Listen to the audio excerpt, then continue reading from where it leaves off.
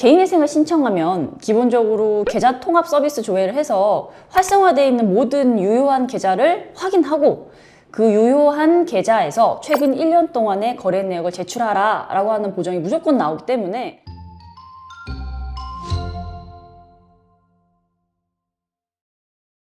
안녕하세요. 회생이 다비지의 이미지 변호사입니다.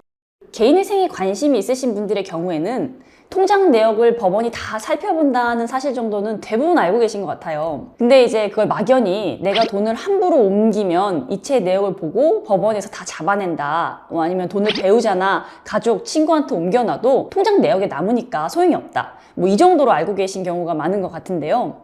오늘은 개인회생을 신청하게 되면 실제로 법원에서 어떤 통장 내역, 거래 내역을 어떻게 요청하는지에 대해서 설명해 드리도록 하겠습니다.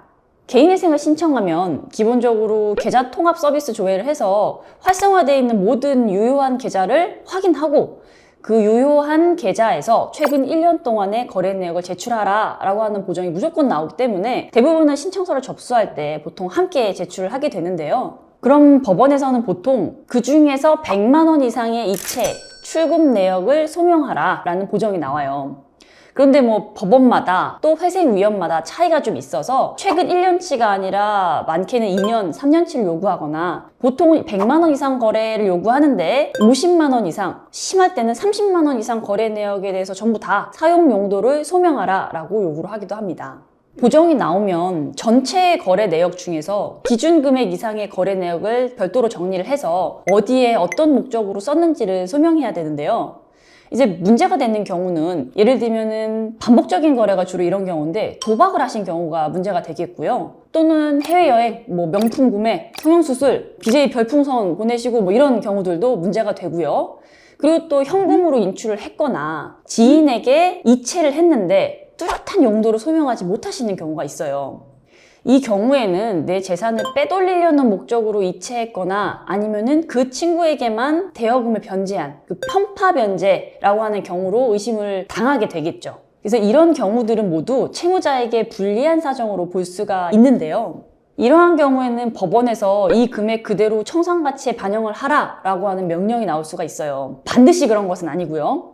근데 기본적으로는 그렇게 될 수 있는 청산가치에 포함이 될 수 있는 내역들이다 라고 이해를 하시는 게 좋을 것 같아요.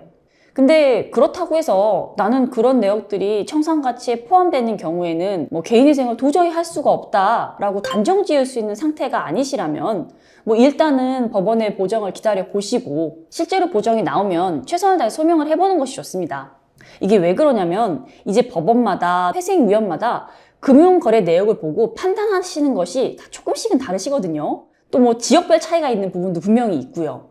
예를 들면 도박 자금으로 쓰인 돈이 있는 경우에도 그 금액의 규모나 반복성, 기간 등에 따라서 어떤 법원에서는 도박 중독 관련 치료를 받고 그 이수 확인증을 내라거나 반성문을 내라 하고 넘어가는 경우도 있고요. 주식과 코인 같은 경우에는 서울회생법원에서는 청산가치에 반영시키지 않는 것으로 아예 실무 준칙이 바뀌었잖아요.